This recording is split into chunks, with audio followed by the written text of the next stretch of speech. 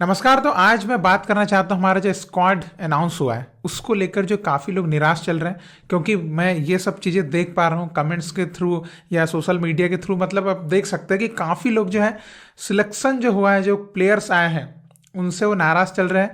मतलब कुछ का कहना है कि इन प्लेयर्स को लेना था, मतलब प्रोविजनल स्क्वाड में। कुछ का ऐसा मानना है कि कुछ प्लेयर्स को लिया ही नहीं, ना रिजर्व में लिया ना प्रोविजनल में लिया। कुछ को लगता है कि जो रिजर्व में प्लेयर है उनको प्रोविजनल में होना चाहिए। तो ऐसा सबका अपना अपना कुछ है, अपना मत जो है वो चल रहा है और जिसके ऊपर सब लोग अपनी प्रतिक्रिया दे भी रहे हैं। तो स्क्वाड को लेकर जो मेरा एक ओपिनियन बन रहा है आप सभी की प्रतिक्रियाओं को देखकर कि आप जिस टाइप के रिएक्शंस दे रहे हैं कि भाई इनको होना चाहिए उनको होना चाहिए, तो मैं जिस तरीके से देख रहा हूँ कि इगोर स्टिमिच ने क्यों उन प्लेयर्स को नहीं लिया होगा।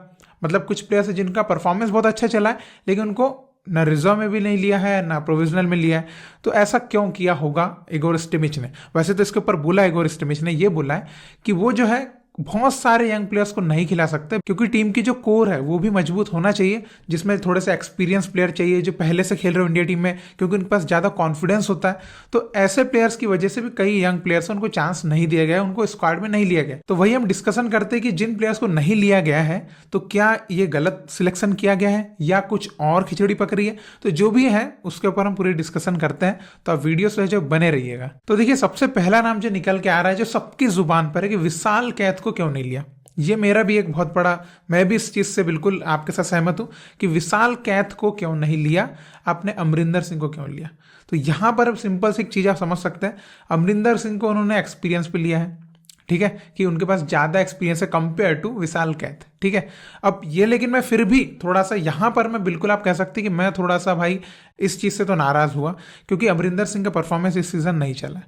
तो है ना, लाचिनपा का चला है, बिल्कुल डिजर्व करते हैं, गुरप्रीत का चला है, डिजर्व करते हैं। विशाल कैथ का परफॉर्मेंस भी तो टॉप क्लास चला है। आप बोल सकते हैं, कई बोल रहे थे कि नहीं उनके आगे की डिफेंस लाइन अच्छी है इसकी वजह से ऐसा हुआ। तो भाई देखिए, यहाँ पर वो चीज़ नहीं मानी जाती। आप उनके सेव्स देखिए, आप उनका ओवरऑल परफॉर्मेंस देख सकते हैं पूरे सीजन का, भाई बेटर परफॉर्मेंस रहा है तो वो डिजर्व करते थे। आप ऐसा नहीं बोल सकते कि उनके आगे के डिफेंडर्स अच्छे थे तो इस वजह से उन पर गोल नहीं हुआ तो क्लीन सीट्स मिल गई, ऐसा आप नहीं बोल सकते, ठीक है। तो विशाल कैथ का तो मैं समझता हूँ कि उनको जगह मिलना था, ठीक है। इसको मैं बिल्कुल बोल सकता हूँ कि यार ये थोड़ा सा बिल्कुल सबको लगा है, ये तो सबको दर्द हुआ है इस चीज़ का, ठीक है। अब हम थोड़े दूसरे प्लेयर्स की बात करते हैं, जो जिनमें सबसे पहले आप बोलेंगे तो एक नाम निकल कर कि आशीष राय को क्यों नहीं लिया, ठीक है, कि आशीष राय को आपने प्रोविजनल में क्यों नहीं डाला, आपने रिजर्व में क्यों डाला है। और साथ में सुभाषिस बोस और जो प्रीतम कोटाल है उनका भी नाम निकल के आ रहा है कि उनको भी क्यों नहीं डाला प्रोविजनल स्क्वाड में। अभी मैं देखिए इस पर सिंपल सी बात बताता हूँ कि इगोर स्टिमिच पहले भी जो है वो डिफेंडर्स की लाइन जो है वो एक तैयार करना चाह रहे थे, उनको पिक करना चाह रहे थे कि कौन सी उनकी बेस्ट जो डिफेंडर्स है उनके साइड से हो सकते हैं। तो उन्होंने इसके ऊपर ट्राई किया, सैफ कप में ट्राई किया, अदर फ्रेंडलीज में ट्राई किया, फिर आईएसएल खत्म होने के बाद कुछ प्लेयर्स न्यू जो निकले उनको ट्राई किया, एएफसी एशियन कप क्वालिफायर्स में कुछ को ट्राई किया, है ना। तो इस तरीके से जब हमने देखा तो आपने क्या देखा कि उनको जो है कुछ प्लेयर्स है जिनको उन्होंने पिक करके रखा हुआ कि वो उनको ही लेते हैं, ठीक है। और उनका परफॉर्मेंस आप देख सकते हैं, जो प्लेयर्स उन्होंने अभी लिए हैं डिफेंडर्स, मैं बोल रहा हूँ डिफेंडर्स, उनका परफॉर्मेंस आईएसएल में भी अच्छा रहा है। इंडिया टीम से एफसी एशियन कप क्वालिफायर्स जब वो खेले थे या उससे पहले भी जब कुछ प्लेयर्स खेले थे उनका परफॉर्मेंस ठीक ठाक रहा है, ठीक है। तो उस बेसिस पे उन्होंने उन प्लेयर्स को ही चांस दिया, क्योंकि यहाँ पर जो है डिफेंडर्स की लाइन जो है उसको मजबूत रखना चाहते हैं, ठीक है। तो इसमें आप बोल सकते हैं कि आशीष राय का परफॉर्मेंस तो बहुत अच्छा रहा है, लेकिन आप देख सकते हैं कि पिछले कुछ टाइम से इंडिया टीम के हिसाब से रोशन सिंह जो है उस पोजीशन पर बहुत अच्छा खेल रहे हैं, जो राइट बैक की पोजीशन है, और लेफ्ट बैक पर जो आकाश मिश्रा अच्छा खेल रहे हैं। तो आकाश मिश्रा का तो और रोशन सिंह का भी जो है वो अल्टरनेटिव मुझे नहीं लगता कि अभी है।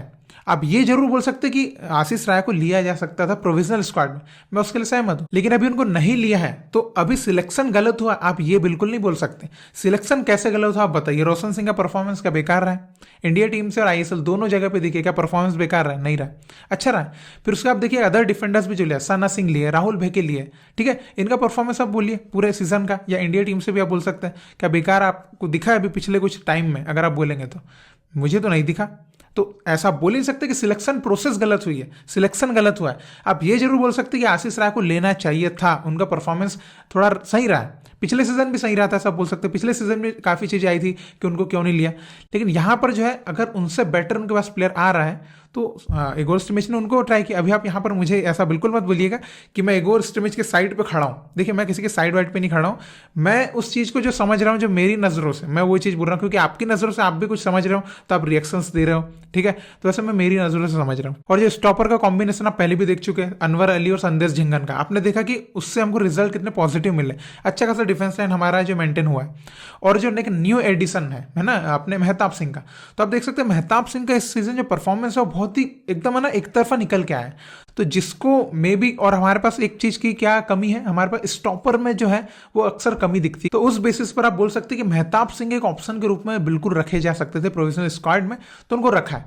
तो उस चीज से मुझे बिल्कुल नहीं लगता कि कोई गलत सिलेक्शन है मेहताब सिंह को लेना, मुझे तो नहीं लगता। अब इसमें कई लोग ये भी बोल रहे हैं कि निखिल पुजारी भी होना चाहिए था, ठीक है, आकाश सांगवान भी होना चाहिए था, प्रबीर दास भी होना चाहिए था। तो अभी मैं चलो एक सिंपल सी बात बताता हूं कि जैसे निखिल पुजारी से बेटर परफॉर्मेंस आकाश सांगवान कर रहा है, तो आकाश सांगवान तो रिजर्व में भी नहीं है।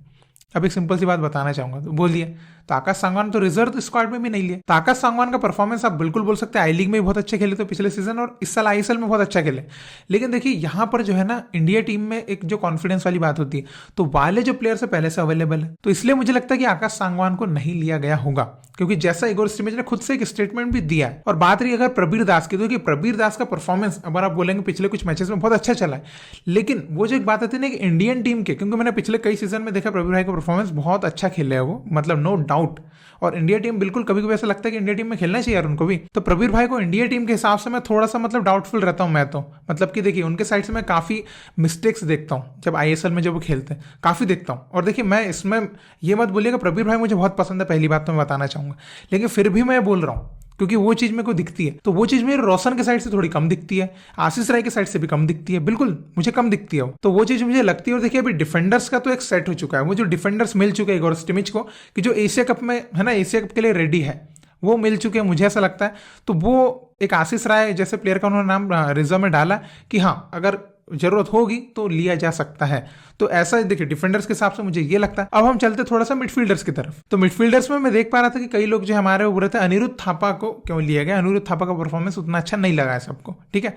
तो मैं मानता हूं कि वो स्टार्ट्स अगर आप देखेंगे तो वो चीज आपको उतनी, अगर कंपेयर करें अदर प्लेयर से, अगर आप सहल से भी कंपेयर कर लेते हैं मान लीजिए मिडफील्डर के हिसाब से, तो सहल का स्टार्ट्स आपको ज्यादा बेटर लगेगा, ठीक है।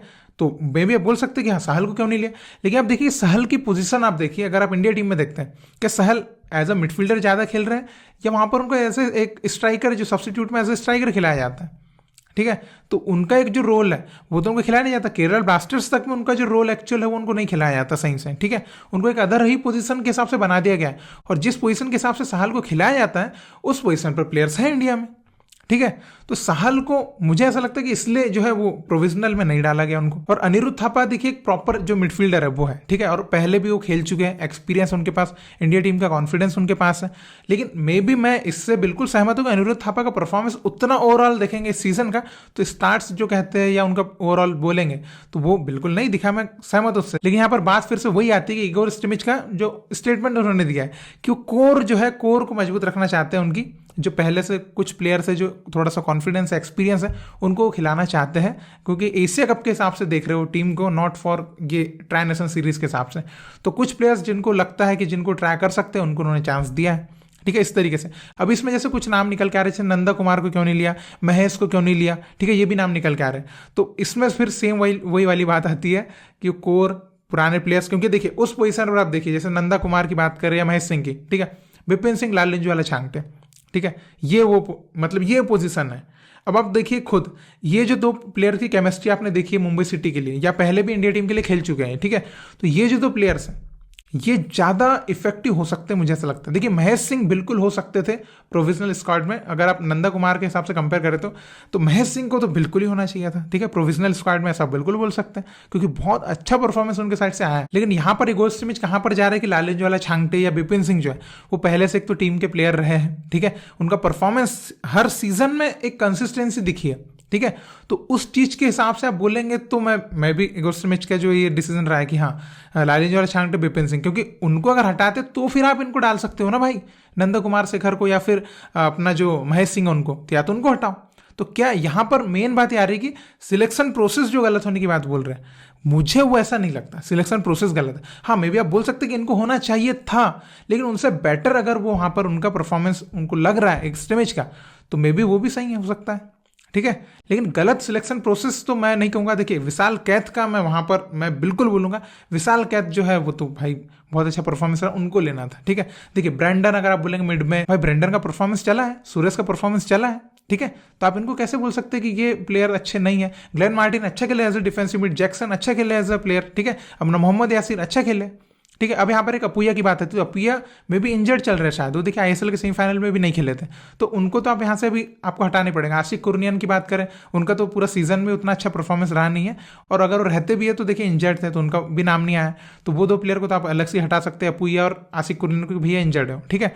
तो ये तो मतलब ये मिडफील्डर्स, डिफेंडर्स या गोलकीपर्स की जो भी बात हो सकती है कि क्या स्क्वाड सिलेक्शन प्रोसेस गलत है, जो भी, तो इस पोजीशन पे तो आप बोल सकते हैं कि भाई मुझे तो नहीं लगता कि सिलेक्शन प्रोसेस कोई गलत हुई है, ठीक है। अब ये सिंपल से आप देखिए गोलकीपर्स के हिसाब से भी अगर आप देखेंगे, पिछले सीजन कट्टीमनी बहुत अच्छे चले थे, प्रभु सुखन गिल बहुत अच्छा चले थे, लेकिन जब इंडिया टीम की बात आती है तो किसको खिलाया जाता है? गुरप्रीत संधू को। क्यों? क्योंकि गुरप्रीत संधू अपना एक एक्सपीरियंस लेकर आता है पुराना, है ना, कि भाई इंडिया टीम में खेल रहे हैं, वो एक कॉन्फिडेंस चाहिए होता है। तो वो मुझे लगती है बात कि हाँ वो बिल्कुल सही बात बोली गुरप्रीत ने उस नजरिए से। और स्ट्राइकर्स में तो आप बोल ही नहीं सकते कि गलत हुआ है। देखिए सुनील छेत्री बिल्कुल ठीक है, मनवीर सिंह, अब मनवीर सिंह का अल्टरनेट मेरे को बताओ, मनवीर सिंह को अगर नहीं लेते तो ईशान पंडित मनवीर सिंह की जगह खेल सकते हैं, तो क्या ईशान पंडित को मनवीर सिंह की जगह पर लेना था, ऐसा आपको लगता है? देखिए अगर यहाँ पर शिव शक्ति नहीं होते ना तो डेफिनेटली ईशान पंडित ही होते, मैं ये कंफर्म से बोल रहा हूँ। लेकिन शिव शक्ति का इस सीजन का परफॉर्मेंस देख के इगोर स्टिमेच उनको ट्राई करना चाह रहे हैं कि क्या वो इंडिया टीम से भी वही परफॉर्मेंस दे सकते हैं, क्योंकि वहां पर देखिए स्ट्राइकर्स की तो बिल्कुल नीड चल रही है इंडिया टीम में। और देखिए अगर शिव शक्ति अगर नहीं चल पाया ना तो मैं डेफिनेटली बोल रहा हूँ कि ईशान पंडित वापस आ जाएंगे, ये भी मैं बोल रहा हूँ। और एक रहीम अली भी एक है एक्स्ट्रा में, तो फिर आपको पता है कि वो भी फेवरेट में चलते हैं इगोर स्टिमेच के। तो देखिए मुझे मैंने कुल मिला के मतलब मेरा जो कहना है कि सिलेक्शन प्रोसेस मुझे गलत नहीं लगती है, ठीक है। आप बोलेंगे कि प्रीतम कोटाल को क्यों नहीं लिया, सुभाषिस को क्यों नहीं लिया, तो अगर आप बोलेंगे अभी डिफेंडर्स के हिसाब से ना तो भाई एक वो उनको कॉम्बिनेशन मिल चुका है तो वो नहीं लेंगे अभी, ठीक है। मे बी अगर उनका परफॉर्मेंस डाउन होगा, अगर वो इस बार खेलेंगे इंडिया टीम से, अगर उनका परफॉर्मेंस डाउन होगा तो मे बी इनको फिर से वो दे सकते हैं भाई कि हाँ आप मेन स्क्वाड में आइए, ठीक है, आपको कोई रिजर्व में रहने की जरूरत नहीं है। लेकिन आप खुद सोचिए जिन प्लेयर्स को लिया उनका परफॉर्मेंस डाउन ही नहीं होगा, उनका परफॉर्मेंस बिगड़ेगा नहीं, तो उनको हटाया किस बेसिस पे जाएगा?